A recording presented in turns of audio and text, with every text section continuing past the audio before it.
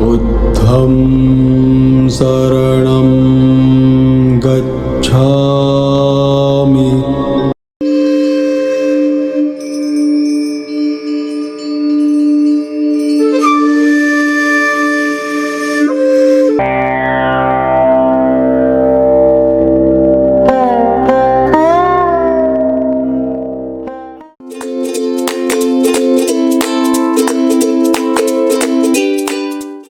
নমস্কার বন্ধুরা, আগের ভিডিওতে আপনারা আমাদের সাথে ঘুরে দেখেছেন বোধগয়ার প্রধান আকর্ষণ মহাবোধি মন্দির।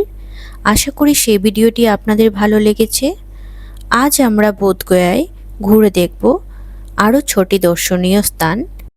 আজকের এই জার্নিটি আমরা শুরু করছি প্রথমে জগন্নাথ মন্দির হয়ে। এখন আমরা দাঁড়িয়ে রয়েছি জগন্নাথ মন্দিরের সামনে। চলুন এবার ধীরে ধীরে প্রবেশ করা যাক। আমরা এখন দাঁড়িয়ে রয়েছি বোধগয়াতে। এখন আমরা যেখানে দাঁড়িয়ে রয়েছি এখানে রয়েছে একটি জগন্নাথ মন্দির। চলুন মন্দিরটা একবার আপনাদের ঘুরিয়ে দেখাই। এই যে সামনে দেখতে পাচ্ছেন মিডলে রয়েছে এখানে জগন্নাথ মন্দির, তার ঠিক বাঁ হাতে রয়েছে রাম জানকী মন্দির, আর ডান হাতে এখানে রয়েছে লোকনাথ বাবার মন্দির। তো চলুন এইবার আমরা ধীরে ধীরে এগিয়ে যাচ্ছি লোকনাথ মন্দিরটি দেখার উদ্দেশ্যে। হর হর মহাদেব।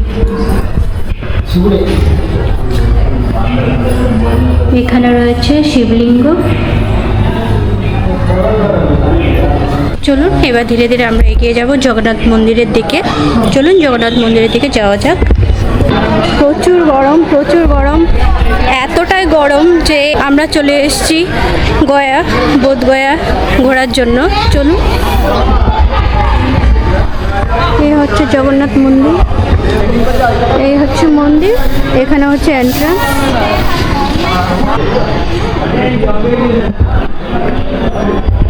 মন্দিরে এন্ট্রি করে প্রথমেই আমরা দেখতে পাই জগন্নাথজি বিরাজমান রয়েছে বলভদ্র আর সুভদ্রার সাথে।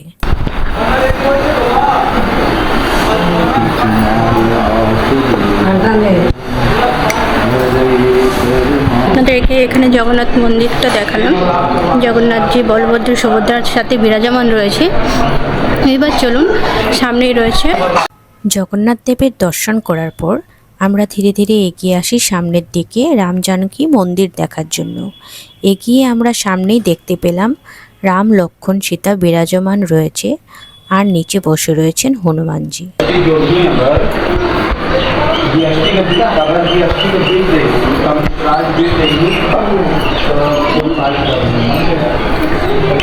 আপনাদের এখানে দেখালাম যে সামনেই ছিল রাম লক্ষ্মণ আর সীতা, পাশে সামনেই বসেছিলেন হনুমানজি।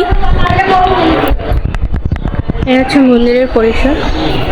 চলুন এবার ধীরে ধীরে এগোনো যাক। এখানে সিঁড়ি থেকে নেমেই ডান হাতে আবার আপনারা দেখতে পাবেন মন্দির।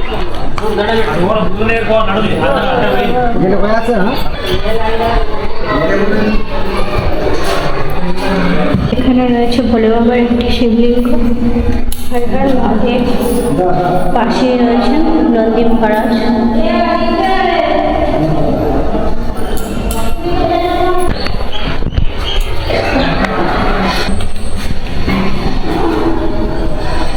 জগন্নাথ মন্দিরটি ঘুরে দেখার পর আমরা বেরিয়ে পড়লাম আমাদের নেক্সট ডেস্টিনেশন নৌলক্খা মন্দির দেখার উদ্দেশ্যে, যেটি থাই মনেস্ট্রি নামেও পরিচিত। কথিত আছে সেই সময়ে এই মনেস্ট্রিটি বানাতে প্রায় 9 লক্ষ টাকার কাছাকাছি খরচা হয়েছিল, তার জন্য একে নৌলক্খা মন্দিরও বলা হয়ে থাকে। এই মনেস্ট্রিটি 1956 সালে থাইল্যান্ড সরকার এবং ভারত সরকারের সহযোগিতায় নির্মিত হয়। এই হচ্ছে থাইল্যান্ডের মনেস্ট্রি।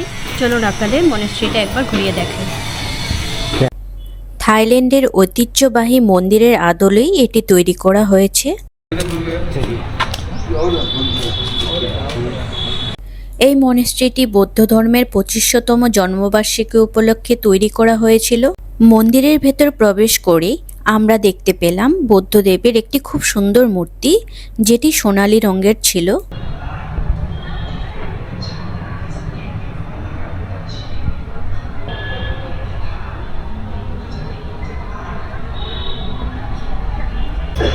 এই মনেস্ট্রি মনেস্ট্রিটির নাম হচ্ছে ওয়াট থাই। এটি হচ্ছে থাইল্যান্ডের মনেস্ট্রি। আমরা এই মনেস্ট্রিটাও ঘুরে দেখলাম। এবার ধীরে ধীরে এগিয়ে যাব আমরা পরের মনেস্ট্রিটি দেখার জন্য। চলুন ধীরে ধীরে এগোনো যাক।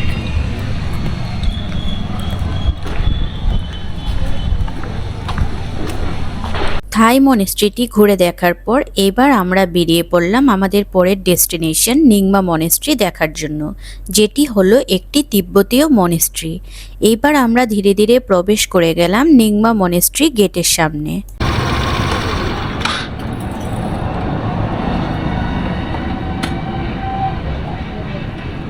এইবার আমরা ধীরে ধীরে প্রবেশ করি নিংমা মনেস্ট্রি গেটের ভেতরে।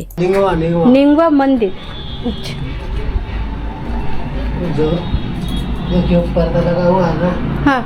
पर्दा तो बीच में से जरूरी है। এই মনেস্ট্রি গেটের ভেতরে প্রবেশ করতেই যেমন আলাদাই একটি জগতে আমরা চলে আসলাম। বাইরের জগতে সব ব্যস্ততা আর কোলাহল যেন এক নিমিষে এখানে এসে হারিয়ে গেল। বাইরে থেকে এর গঠন দেখলেই বোঝা যায় এটি কত যত্ন করেই বানানো হয়েছে। আমরা এখন দাঁড়িয়ে রয়েছি পদ্মাসম্ভব মনেস্ট্রির সামনে।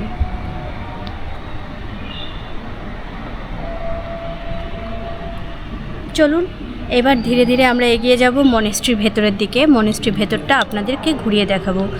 আপনারা যদি এখানে কোদগয়াতে আসেন তাহলে এখানে অনেক রকম অনেক দেশের মনেস্ট্রি আপনারা এখানে দেখতে পাবেন। চলুন এবার এগিয়ে যাওয়া যাক।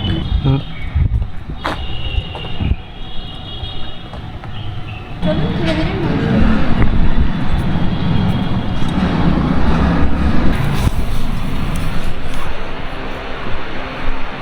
আমরা যখন মনেস্ট্রিটির ভেতরে প্রবেশ করি চারপাশে এক গভীর নিস্তব্ধতা আর সামনে বুদ্ধের এক সৌম্য রূপ। বুদ্ধের এই শান্ত মূর্তির সামনে দাঁড়ালে বোঝা যায় শান্তি আসলে বাইরে কোথাও নেই, সেটা আমাদের মনের ভেতরেই থাকে।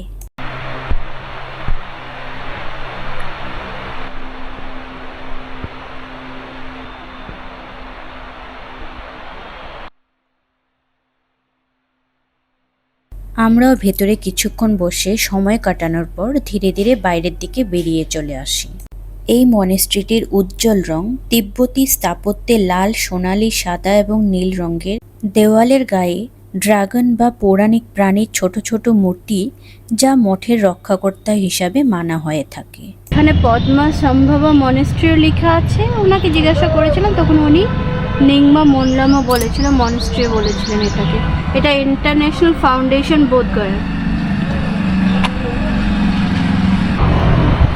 এই দেখুন এই মনেস্ট্রি গায়ে লেখা আছে নিংমা মনেস্ট্রি। এটা হচ্ছে একটি তিব্বতীয় মনেস্ট্রি। চলুন এবার ধীরে ধীরে এগিয়ে যাব আমাদের নেক্সট ডেস্টিনেশনের দিকে। এখন আমরা চলে আসলাম 80 ফুট। এই যে দেখুন 80 ফুটের বুদ্ধ মূর্তি। চলুন ধীরে ধীরে এগোনো যাক।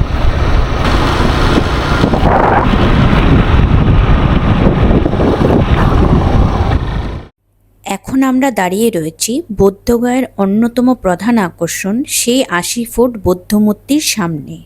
1989 সালে চতুর্দশ দালাই লামা এই মূর্তির উদ্বোধন করেছিলেন। এটি তৈরি করতে প্রায় সময় লেগেছিল 7 বছর। এই পুরো মূর্তিটি লাল গ্রানাইট পাথর এবং বেলে পাথর দিয়ে তৈরি করা হয়েছিল। এখানে বুদ্ধদেব বিরাজমান রয়েছে ধ্যান মুদ্রা আসনে।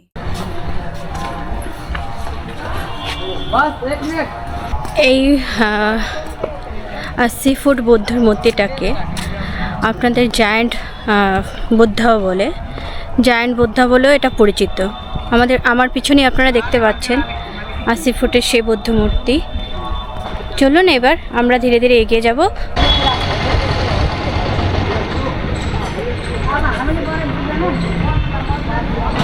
এখন আমরা দাঁড়িয়ে রয়েছি কর্মা টেম্পলের সামনে। এখানে মন্দির পরিসরের টাইমিং হচ্ছে সকাল 7টা থেকে দুপুর 12টা পর্যন্ত।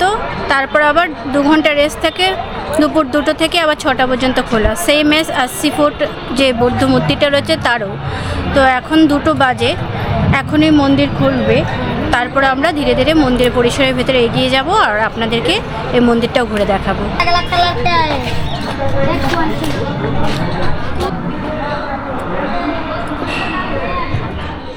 এখন আমরা দাঁড়িয়ে রয়েছি কর্মা টেম্পলের সামনে। এই মন্দিরটির বাইরের দেওয়ালে বুদ্ধের জীবনের বিভিন্ন ঘটনা এবং বৌদ্ধ দর্শনের নানা কাহিনী ছবির মাধ্যমে ফুটিয়ে তোলা হয়েছে। এই মনেস্ট্রিটি মূলত তিব্বতী বৌদ্ধ ধর্মের বিখ্যাত গুরুদের তত্ত্বাবধানেই পরিচালিত হয়ে থাকে। মনেস্ট্রিটির ভেতরে প্রবেশ করতেই আমাদের চোখে পড়ল একটি খুব সুন্দর বুদ্ধ মূর্তি।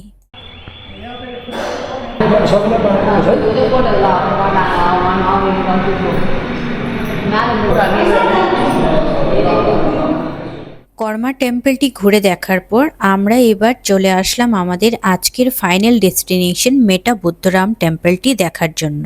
দূর থেকে দেখেই মনে হচ্ছে যেন সাদা বরফের তৈরি কোনো এক স্থাপত্য। পুরো মন্দিরটি সাদা রঙে সাজানো, যা পবিত্রতা এবং শান্তির প্রতীক। আমরা এখন দাঁড়িয়ে রয়েছি মেটা বুদ্ধরাম টেম্পলের সামনে। প্রচুর গরম, প্রচুর রোদ্দুর, তবুও আমরা যতটা পারছি ঘুরে দেখছি। চলুন ধীরে ধীরে এগোনো যাক। এটি হলো মেটা বুদ্ধরাম মন্দিরের প্রধান আকর্ষণ, এক রাজকীয় বুদ্ধ মূর্তি। এখানে বুদ্ধদেব বিরাজমান রয়েছে রাজকীয় সিংহাসনে। এই মূর্তিটির বিশেষত্ব হলো এর পবিত্র শুভ্রতা। সাদা রং এখানে শান্তি আর মৈত্রীর প্রতীক। মেটা শব্দের অর্থই হলো মৈত্রী বা সবার প্রতি ভালোবাসা। আপনারা এখানে অনেক মনিস্ট্রি দেখতে পাবেন। এটা আর একটি মনিস্ট্রি।